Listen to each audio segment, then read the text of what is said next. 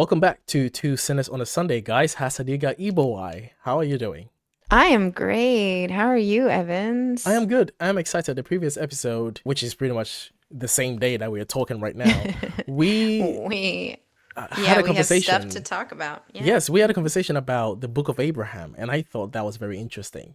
And I wanted to dig a bit more into why it was very important. You touched on why it actually affects people and the impact that it has on Yeah. the doctrine. Yeah. I wanted to understand what it was and what he was able to translate from the papyri, what he saw, how it looked from his perspective, and what he said about it, and what Egyptologists actually have to say years after the education allowed for people to be able to read Egyptian in America. So, this is what we're going to be doing. We're going to be going to a website called the CS Letter website, Correct. and we're going to Yeah. find this information. Though this is treasure for me. This is a gold mine, and is Yes. given a lot of information, and it's actually given the Yes. image Yeah. of what Joseph saw and the translation, what he actually said about these images and how significant they actually are to the Mormon doctrine.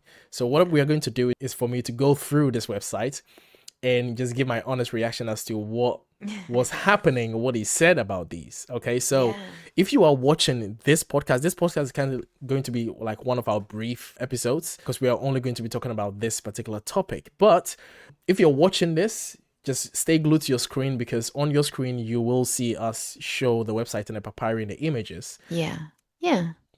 So, in the gospel topic essay, where the church faces this predicament that is brought to the table by the existence of the Book of Abraham, Mm-hmm. they say none of the characters on the papyrus fragments mentioned Abraham's name or any of the events recorded in the Book of Abraham. Wow. So Didn't they're he they're say? owning this. Yeah, They're didn't owning. he say that it was from Abraham? Yeah, not just from Abraham, but from his own hand. Like Yes. this is the original legit, And now the church book is of Abraham. saying no. Nope. Mormon and non-Mormon Egyptologists agree that the characters on the fragments do not match the translation given in the Book of Abraham, though Okay. there is not unanimity, Ah, okay. even among non-Mormon scholars, about the proper interpretation of the vignettes on these fragments. Scholars have identified the papyrus fragments as parts of standard funerary texts that were deposited with the mummified bodies. These Mm. fragments date to between the 3rd century BCE and the 1st century CE, long after Abraham lived. I mean, Evans, let's talk about the elephant in the room here. This poor man Hor, that's his name, Mm-hmm. okay? He was mummified. He was put into his sarcophagus. He was given these papyri that are supposed to help him get to the afterlife. Yes. We took this poor man from Egypt, toured him around the United Oh States. no. Joseph raised, what did we say, 60 grand to purchase the only thing that was going to help poor whore get to the afterlife. We took it from him. He is And going to be then found lacking in front of the great god Anubis. we raised all kinds of harms, but horror has been Poor guy. completely, he's horrified. Poor horror. He is stuck at the So, gates. He can't uh-huh. get on the ship to go to the underworld. He is stuck because his body is still being paraded around. Yeah, that's the real tragedy here, Yeah, people. So, definitely. I agree. poor I guy. agree. If Anubis existed, he is mad at this right now. This is not okay. Yeah.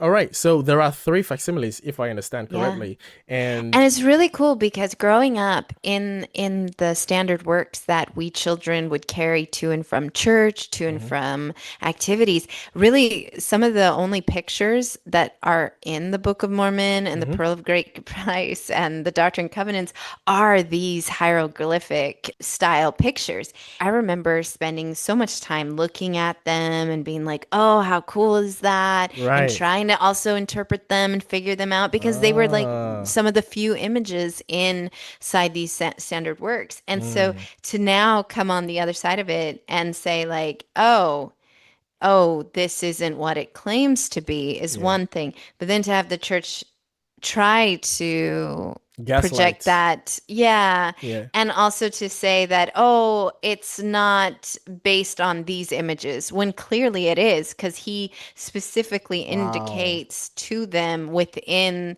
the book of Abraham. So it just falls flat in every possible apologetic response, Wow. just falls flat. Okay, so if you are watching, you will be seeing my screen, which will be on the website, displaying the papyri and what it says about it. But Ali will be doing the good work and presenting with us what we are looking at. But obviously, Yeah.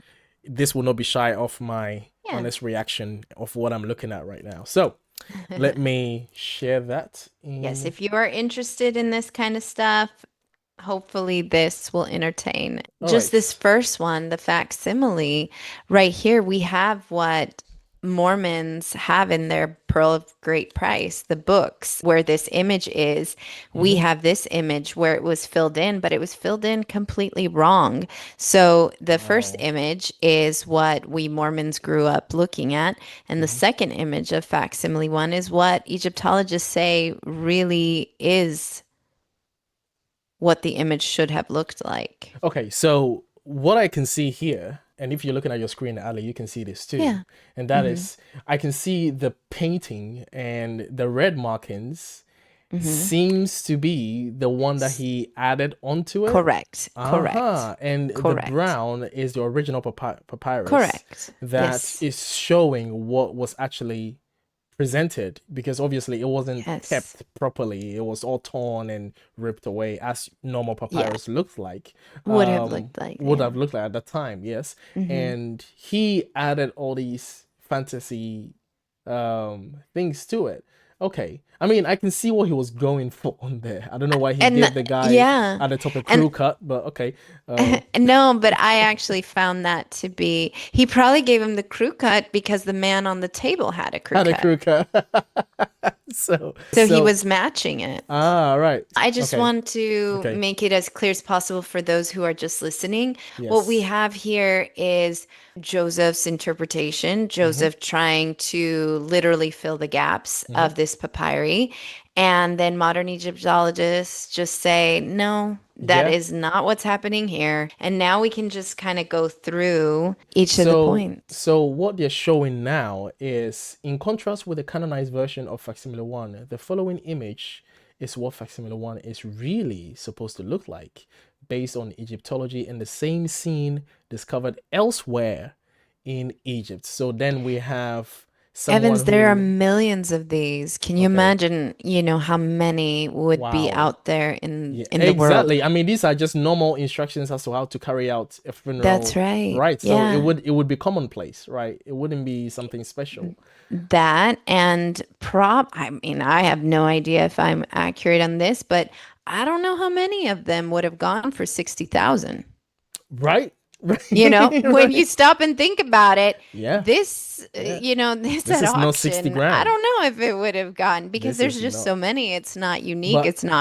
But It's at the not same rare, but time, I do understand why it would cost 60 grand. Now, when we say 60 grand, guys, we're talking about 60 grand in our money. So this was yes, sold in, for modern, present day. It was 2,400 2,400. dollars in 18, what was it, 35. 1835. So it's 61 grand now, right? We see, if you're listening, we see, instead of the drawing that we have, we actually see a dog-faced person, which seems to be Anubis. Yeah. And with this, Don't spoil it. Let's go through it. I already know that Anubis is the god of the dead. There So you go. Exactly. this is exactly what this is. That's Yeah. very interesting. Yeah. Isn't it though? On the image there are numbers, right, that Yes. are numbering all the symbols that represents the interpretation that Joseph gave to each of them. And number Yeah. one is the bird looking image that he drew over. Number two is the person that's laying on the board, and number three is the person standing by the dead Mm-hmm. body, right? So Mm-hmm. the first three, the bird, the person, the corpse, and then the person that's doing the rites over the body. So let's go through one to three Okay. and see this is for the sake of people who are listening, right? Thanks, Um, Evans. that's okay. That's for the What was that? bird. Mm-hmm. Joseph said it was the angel of the Lord. Ah, The true interpretation is that it is the spirit or the ba of Hor.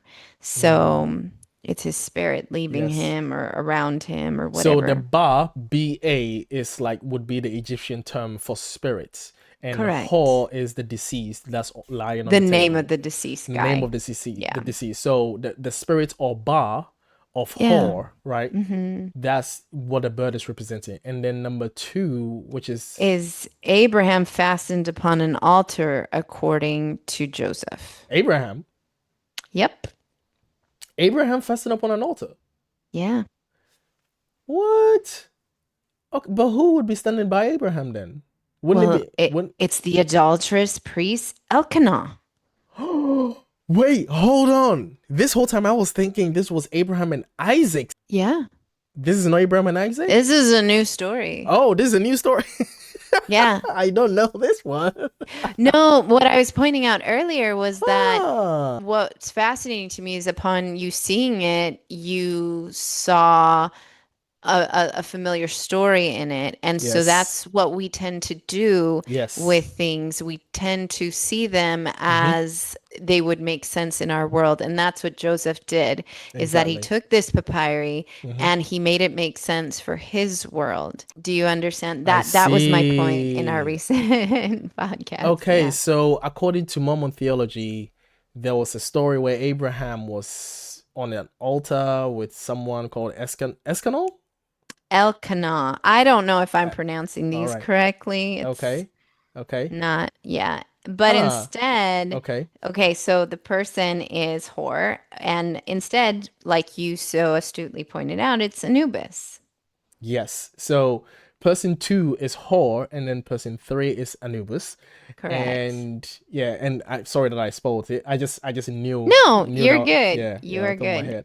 Okay. So, number four, which Ah. is underneath the head of Hor, is Right. the altar for sacrifice by the idolatrous priests standing before the Ah. gods of Elkanah, Okay. Libnah, Mahamakra, Korash, and Pharaoh.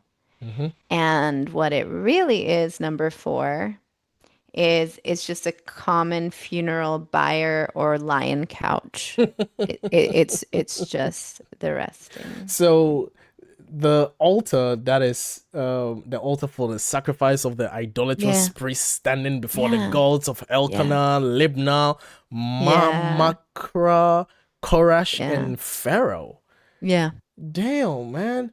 Jeez, that's a whole lot of. And then according It's so to funny because again, he just blows this up in wow, a way and yet it's so simple. You know, yeah, at it's that just time, they were communicating simple concepts yes. and in the best way that they knew how. They weren't doing all of this. It's Damn, man, he crazy. built up a whole lot on this. Making things up again, Joseph. Exactly. So underneath the altar, there are these small thingies that are under the altar. So we Like have the jars numbers or like something jars like of that. vases, Yeah. like ancient Yeah. vase or something like that. So that's number That's how fives. I would look at them. And interestingly enough, I would have won the $1 million prize because, yeah, five, So 6, 7, and 8 exactly. are Yeah. the canopic jars containing the deceased's internal organs. They represent the four sons of the god Horus. And Mm, and that's something that you learn about in third grade history when yeah. you're studying Egypt and that Yeah. time period. Yes. I always remembered, oh yeah, they would take out the organs as part of Exactly. the mummification process and Yeah. everything. Joseph wouldn't have had that education. And Yes. so, So but yeah, instead, what Joseph Smith said they were was what? the idolatrous gods that we were talking about earlier, Right. So Elkanah, Libnah, Mahamakra, and Korash. wow. Yeah. So that's five, Oh, six, seven, and eight. That's yeah, and then very interesting. number 9 is underneath it, and that is the idolatrous god of Pharaoh. And instead, what it really is that that is the god Horus. Okay. Yeah. Then number 10 is Abraham in Egypt, according to Joseph Smith. I see number 10 is I don't know what I'm looking at though. It's like a flower thing Yeah, that's it's like coming I out don't of know. a Yeah, I don't know whether one it of is those, describing the flower or is describing what the the flower is vase sitting on. underneath, Yeah, possibly. it's just saying Yeah. I'm a 10 in a very vague space, Yeah. but that is representing who now? Well, so number 10, Joseph says that it's Abraham in Egypt, while How? Where what did the they come up with scholars that? say it is is that it's a libation table bearing wines, oils Yeah, no that shit. would have been common in Egypt. How Yeah. does that represent Abraham? What? I don't know. That's crazy. Okay, all right. Okay, now Yeah. he's taking it way overboard, isn't he? That's crazy now. Okay. Oh, buckle up, Buttercup, because we are just getting started. So, number 11, that just looks like the ground. Yeah. Joseph says that it's designed to represent the pillars of heaven as What? understood by Egyptians. So, I guess those are supposed to be like not just Oh. the ground, but like the pillars. But all that it really is that it's a palace facade and it's called Serek. So we have Abraham, Elkanah, the idolatrous gods Hmm. beneath him, and then heaven. What? Like, why would he put that? Why that doesn't make any sense from the perspective of Joseph, right? Like that's what I'm thinking of. It's like, why would that be heaven? That's Yeah. very interesting. That is And very then the interesting. very last point is number 12. Hmm. And again, it says, Joseph said that this was Rao Ku Yang, signifying expanse or the firmament over our heads. But in this case, in relation to this subject, the Egyptians meant it to signify Shamau, to be high or the heavens, answering to the Hebrew word Shamahayan. So that's a lot. Okay. Okay. And what do you think modern Okay. day Egyptologists say that that is? Yeah. It's just the water that the crocodiles are swimming in. All right. Okay. It's just the what? It's just Not the anything more than that. Come holy on. crap. Yep. So he took that and wow. Yeah. You make up all these fantastical stories, and then it's like, oh no, it's just the water that the crocodile swim in. It's just Oh, water. okay. I mean, imagine taking a whole group of people's cultural I know that rituals alone, and then Evans. just Yeah. appropriating it. It is so Yeah. disrespectful, man. Like, It is. wow. No concern for what it means to them. Like taking a funeral rite instructions or manual and then Yeah. making it as using it as a tool to bolster your religion. Yeah. That has to be disrespectful. That It is is. Yeah. crazy. All It's right. crazy. Okay, so All right. that's facsimile 2, right? No, that was Wait, that's facsimile 1. one. That's 1, Now we're going to yes. go to number 2. So Yeah. we have some colored imagery which is showing Yes. similar papyri that looks similar to what Joseph Smith would have been presented in Yeah, so facsimile those are 1. similar funerary texts just Yes. to give Yeah. viewers an So, understanding. yeah, And you'll find these. everywhere. So we see it Yeah. very similar symbols It's the same thing. being used. Yeah, like almost Yeah. the same thing. It's very interesting. All right. Yeah. So now this one has a lot going on. This is like, This is I'm sure crazy. Joseph was like, what am I going to do with this? Yeah, this Like, is I am ridiculous. going to blow people's mind. This is a Yeah. lot. This is a lot. Yeah. Okay, so Yep. let me zoom in That. for a second because Yeah. for our viewers that are watching, number 1 is right in the center. Yeah. So what is that? So, According huh. to Joseph, that is the residence of God, Kolob. Oh, that's God's home. That's God's Yeah. house. Mm-hmm. Okay. I'm okay. Why would he? Let me think for a second. I can see why. I can kind of see why because it's got this person looking multi-faced kind of image here that's holding a scepter or something, Yeah, it and then it's looks got very like two, strong and yeah, and it's got powerful like and two similar images on its left or right, so that might be sure. the angels and maybe the thing in the middle is might be the throne of God. Yeah. So that could be how he would think this has something to do with God and his home and his squad. Okay, all Yeah. right. All it is, I mean, it is a god, but it's the god Knumu, which is a No way. god that Egyptians believed in, but it isn't a monotheistic god for sure. So, Doesn't look like it. yeah. Very interesting. Number Okay. two, right above it, what Joseph said it was that it stands next to Kolob, called by the Egyptians Oliblish. Okay. And he knew that. Wow. Well, God told them. So, Oh, right. Yeah. yeah, come on. What the scholars say is actually Amun Re, a god with two faces representing rising and setting sun. Ah, right. Amun Ra. Okay. Okay. So the sun god. Huh. Okay. Number three is God sitting on his throne, Mm-hmm. clothed with power and authority. That's what Joseph said. Oh. Oh, And okay. you can see why he would say that. I can But I can take a instead, wild guess who this is though. okay, who is it? Looking at the signs with the eyes, is this Yeah. Horus? Good job. It's It's Horace. Horus, Horace isn't it? Ray Horus, riding right? in his boat. He's just going on a boat ride. He's just taking a stroll on the river, Yeah. is he? Mm-hmm. Just just Something. just chilling. Yeah. It's a nice day in Egypt. It's a nice day. Nice day in Egypt on the Nile. There you go. Wow. Okay. Number four. Okay. Number four, it's Rao Ke Young, also the Okay. number 1000, the measuring of Oh. time of Oh. Oliblish. Ah. I mean, I just see a bird on kind of like surfing.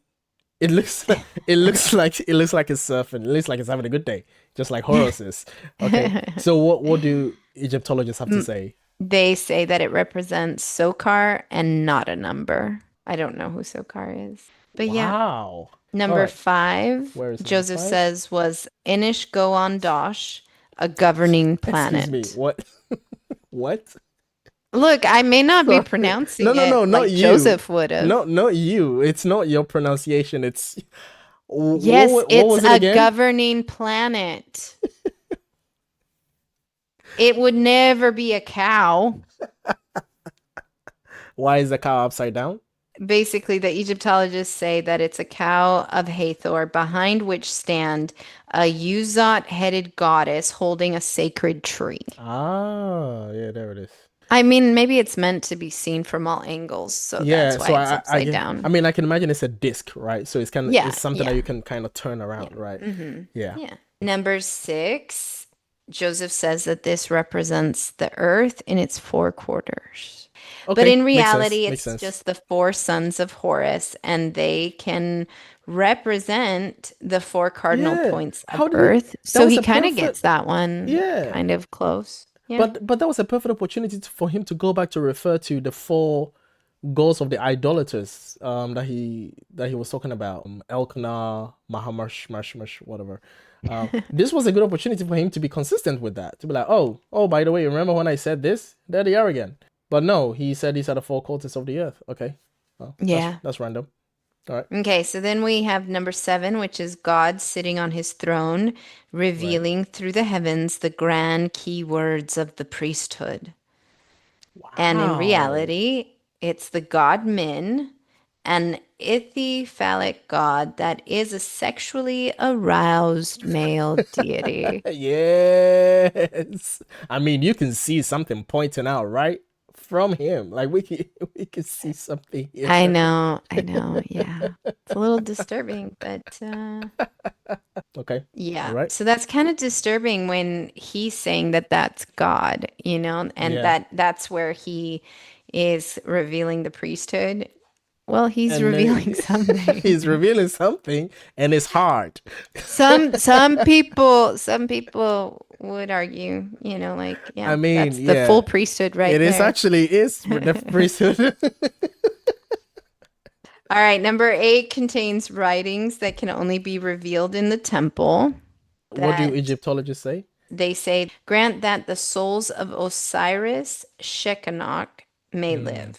That's basically the meaning of what's been Yes. written. Yep. Right, right. Okay. And then Joseph Smith says these are just some writings in the temple. Yeah. Writings that can only be revealed in the temple. So Okay. yeah. Well, yeah, that's Yeah. vague. What does that even Yeah. mean? Ah, Ah, that's interesting. But these are actual words that Egyptologists, being educated in the language of Egyptians, are able to correct. actually read. Yeah. Yeah, Exactly. exactly. Interesting. All right. Number 9 Mm-hmm. ought not to be revealed at the present time. Nope. We're not talking about that right now. Okay. So number 9 is like, yeah, no, not now.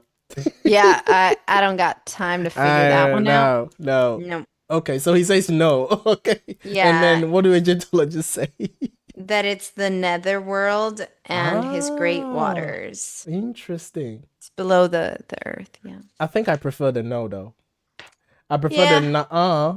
not today. Not today. I don't got time for that today. Nuh-uh. Okay, number Well, then you're 10. gonna love number 10 and 11 because also for this one, it's ought not to be revealed at the present time. 11 as well? Yeah, 10 and 11. And then I could Wow. read to you what they Yeah. actually say. It says, "Oh my God, Lord of heaven and earth, O God of the sleeping ones from the time of creation." Oh wow. Yeah, Those are so both 10 and 11. correct. So Yeah. it's kind of like a lamentation, like Yeah. a cry unto God. Yeah. Wow. Well, you're going to love 12, 13, 14, 15, 16, 17, 18, 19, 20, and 21 because those will be given in their own due time of the Lord. Whoa. So God told him about facsimile 1, facsimile 2. Wait, God told him about facsimile 1, but then he tells him a bit about facsimile 2, And then it kind of and then it's kind stops. of like, Yeah. no. Yeah, because 22 and 23, there's no annotation even given. He doesn't write anything He doesn't about write those anything about two. them. What's Yeah. 22 and 20? Oh, yeah, 22 and 23. I mean, that's easy though. He could have just said the angels of the Lord. He got bored with this I guess he one. got bored. Yeah, I really think he got bored. He moved on to facsimile 3. He had 14-year-olds to marry. Um, yeah. But Well, he, what do the Egyptologists say about these ones though? oh, it's more of the readings. The I mean, it's, 22 and 23. yeah. How about 22, 23? 22 and 23, 22 is the name of this mighty God, and 23 Mm. is baboons are adoring the souls of that realm. And again, the beauty of Oh, this is that it really shows what people would have, wow. how people were thinking, how they Yes, were communicating, how they were getting exactly. concepts across. This is proof that if the Book of Mormon had existed, it would not have been in full-on prose verse Mm. Elizabethan English. Yeah, it would have been a mess. It would have been Yeah. symbol. It would have been just like this, right? Yeah. Symbolic, It would because have this is been God with a perfectly erect penis yeah, to show that he's he powerful. still got it. Yeah, Yeah. he still got it.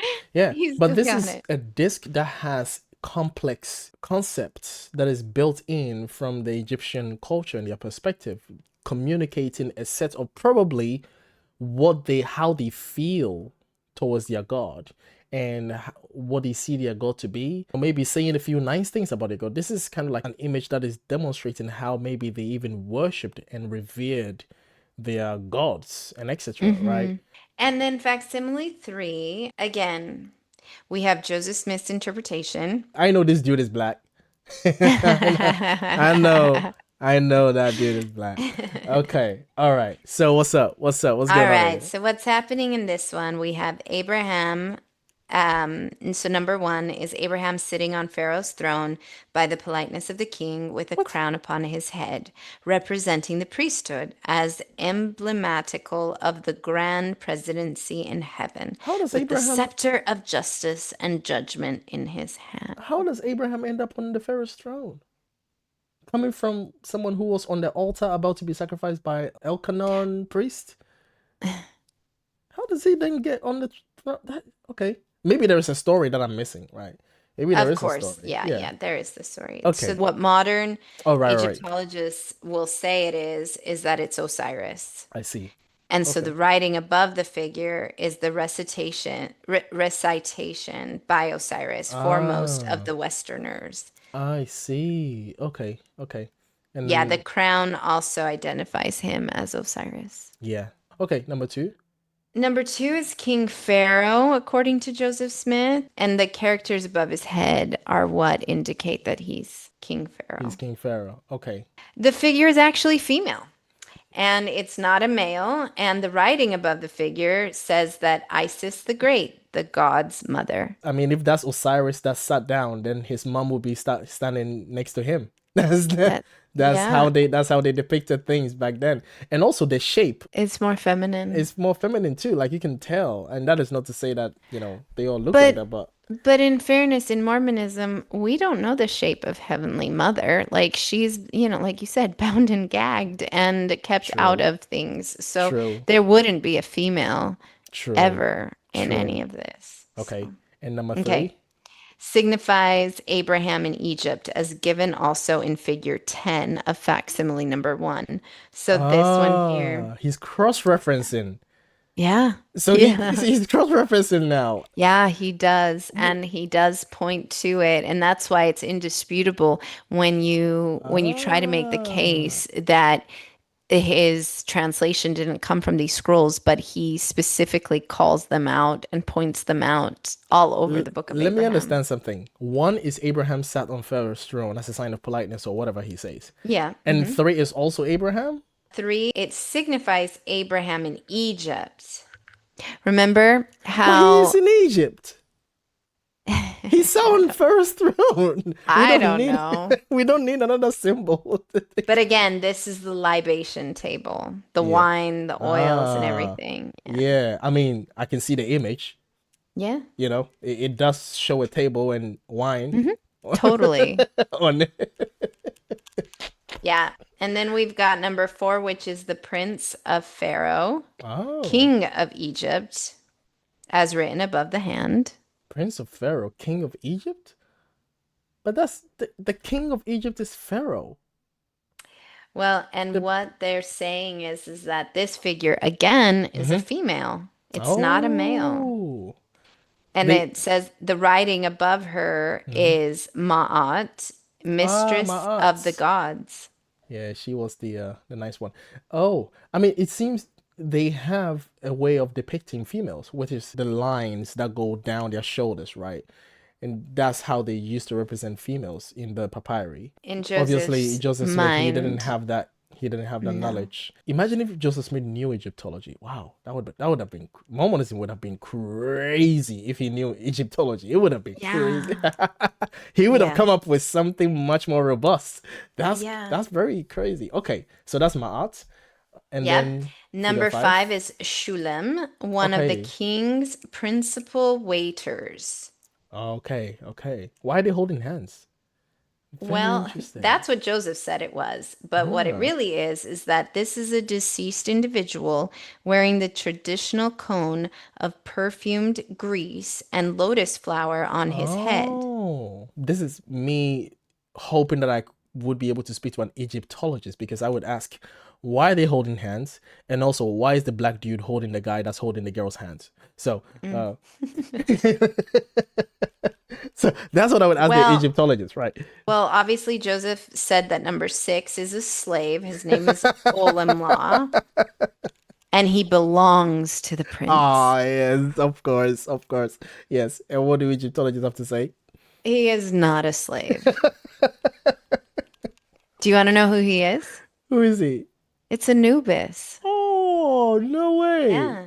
He's there to guide the dead. And maybe that's why they're all Oh, holding hands because they're all there to yes. guide. Because this is a Interesting. funeral. But This is a hold on. funerary text. And you see that he is waving at them. You go to number two. Number two is waving. You go to number one. Yeah. Number one seems to Yeah. be Hmm. waving. And Hmm. Ma'at, figure four, is waving towards the Pharaoh and towards Isis. And then you have figure five, which is the deceased, who is also waving towards Pharaoh, and then Anubis holding him. Yeah. So it's a farewell imagery. It's an Yeah. It's imagery. there to support the person. Wow. It is a It beautiful is. It really is. interpretation that in Egypt, this is what gave them comfort, probably Yeah. as their loved ones passed on, that Yes. they would be taken care of by a recently deceased person, as in number 5, and Yeah. that Ma'at, the mistress of the gods, is there to support. And then Yeah. we've got Anubis, who Wow. is there as the support person. It's a beautiful It is. image. It really is. Yeah. This is such an insult. Like, Yeah. this is such an insult to what the Egyptians used as something meaningful to communicate to Yeah. other people that, hey, don't worry, I know that you've lost your loved one, but hey, here is an image depicting how we think it looks like in the afterlife or in the underworld, right? You don't have to be wary or anything because Anubis is taking care of him and he's already said bye to Isis and Osiris, and Ma'at is guiding him and Anubis is guiding him. So it's like, don't worry about it. It's all fine. It's just the same way as people say to comfort themselves, oh, don't worry, your loved one has passed away, but he's in the hands of God, or he's up there looking down on us and blah, blah, blah, blah. It's the same thing. It was a tool for comfort. Wow. Exactly. Yeah. One of the apostles of my faith, his name was Elder Jeffrey R. Holland, and the CS letter points to this. So he's an apostle of the faith, and he was interviewed once about the papyri and how it didn't match the Book of Abraham. And this was as recent as 2012. And basically, he was asked by a reporter this question: Mr. Smith got this papyri and he translated them, and subsequently, as the Egyptologists cracked the code, something completely different. And Holland interrupted him and says, all I'm saying is that what got translated into the Word of God. The vehicle for that, I do not understand and don't claim to know, and I know no Egyptian. The thing is that we're left as believers to just accept, I don't know and I don't understand, but it's the Word of God. Yeah. So, Don't question it. Don't ask yeah. questions. We don't know. It's just come from God and just accept it. And I guess my question is that like we have been taught that, like you were saying, this isn't a one person ordination. This is Hmm. something that was handed down to all the prophets. But it seems like Joseph is the only one that ever translated anything. Wow. I mean, we should be able to find something and bring it, Wow. something buried deep in the earth and bring it to one of the LDS prophets. And he's supposed to have the tools to be able to do this kind of work. Why was Hmm. it just Joseph?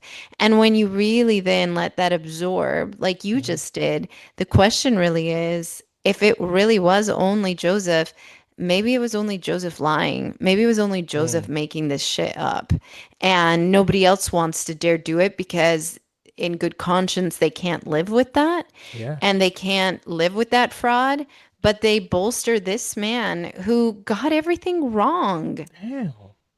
That is crazy. Imagine doing something, maybe you made a video recording of a message to your mother or to your family about maybe your last wishes or something like that. You made a video and then you sent it to them. And then someone gets the video, take your audio out, puts a voice over, maybe make an AI, like you have all these AI videos that can be very difficult to distinguish, right? Making an AI video of someone that you know and then putting a voice over them about something that they would never say and then pretend as though they would say it.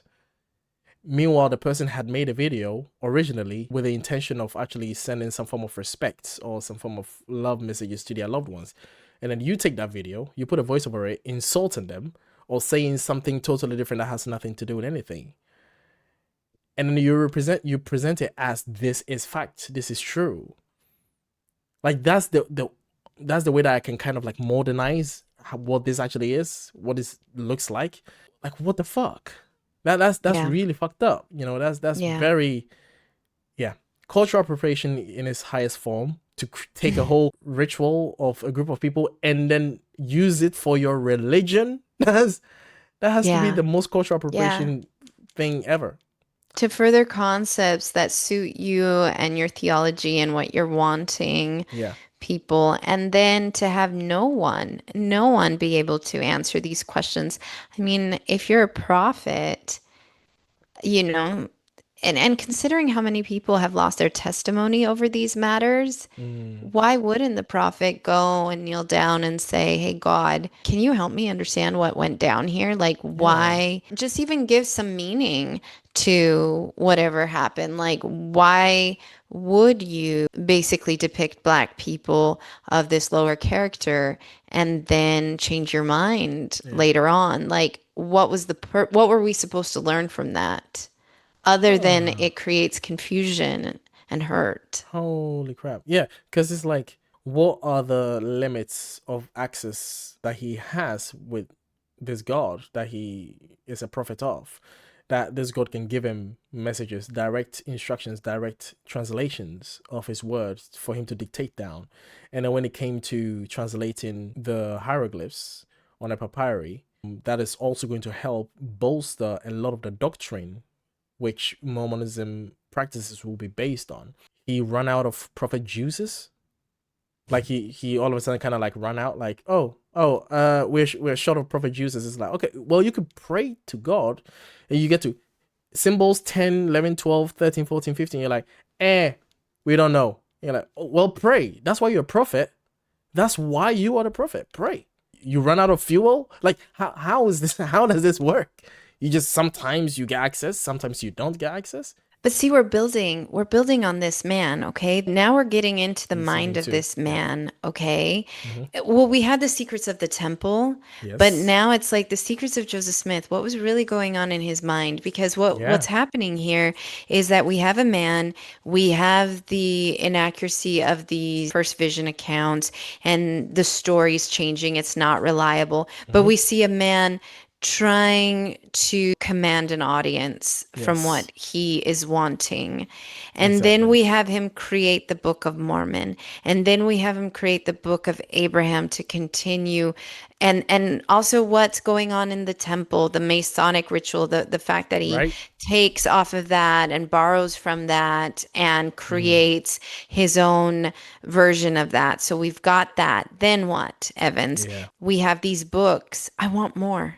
Mm-hmm. So now I'm going to create a way for me to have what a lot of men in power sadly next pursue, which is women. Mm.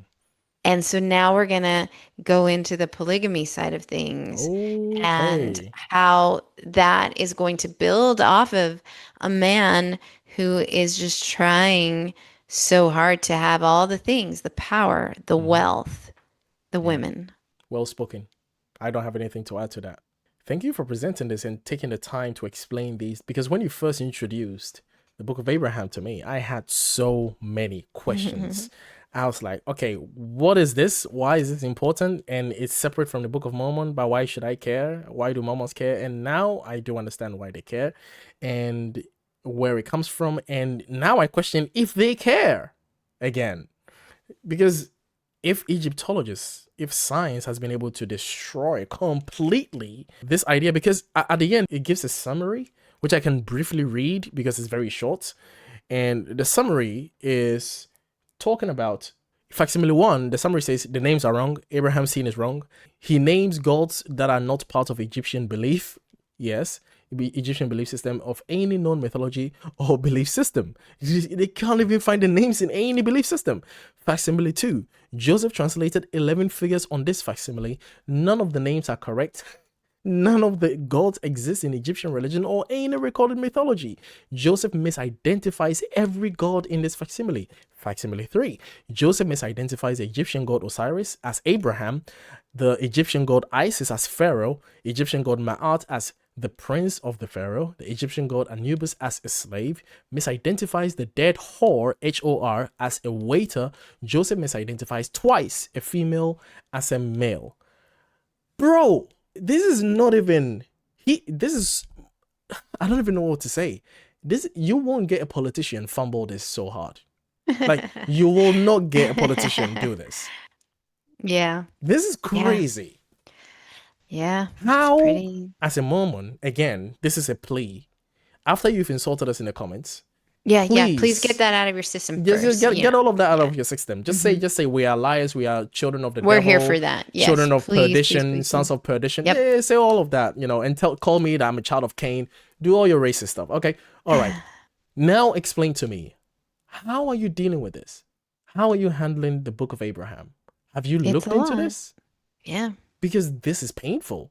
If this it is what you're is. basing the idea of collab on, this is this is painful, bro. So maybe you need to look into that. All right. But Yeah. Yeah. this is tough. Like That's if it's I was a Mormon, I would be shaking right now. Like this is crazy. I was when this one was particularly jarring. Like I said, as a little girl, I remember looking at these images and just thinking, how cool is this? And Mm-hmm. then to realize how our prophet made it up and none of it's right. At the very least, as a true believing Mormon, you have to take pause in that. You Yeah. have to, for a second, think, if he got this wrong, what What else did he else? get wrong? And the foundation of my life is based on this religion. So what else? It just shakes everything. Here's a question. What stage of deconstruction were you when you discovered this?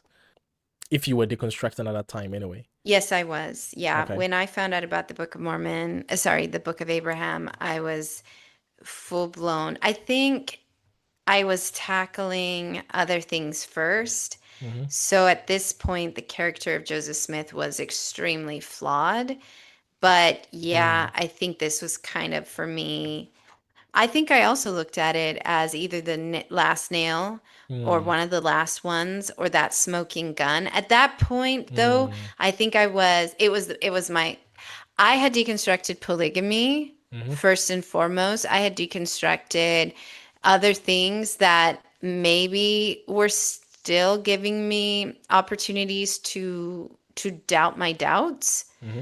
But this one was kind of like, there's no way. There's no way I can trust him at this point. Yeah. There's no way that I can even believe. At this point, it's like he was a treasure digger. He's been telling people falsehoods. He's, for lack of a better term, presenting on paper as a con man. I mean, literally, he was held in front of the courts being tried for being a con man when he was divining things in the ground Wow. as a treasure digger. So we have all of that. We have his rap sheet. And even then, the church is saying he was misunderstood. None of these things are true. It's all No. blown out of proportion. And then with the Really. polygamy, there's a lot more apologetics that could be believable. But then we've got this. And in its own gospel topic essay, it says it's wrong. We all Oof. agree. Mormons who went to school to become Mm. Egyptologists, to understand the culture, the language, are saying this is wrong. We can't stand by this anymore. And if we can't stand by this, the house of cards topples. Because if the book of Abraham is not what it is claimed to be by Joseph Smith, everything else falls apart. The smoking gun. Absolutely. Now I get it. Yep. Now I get why this is the smoking gun. Yeah, and you've said it beautifully. I have nothing else to add.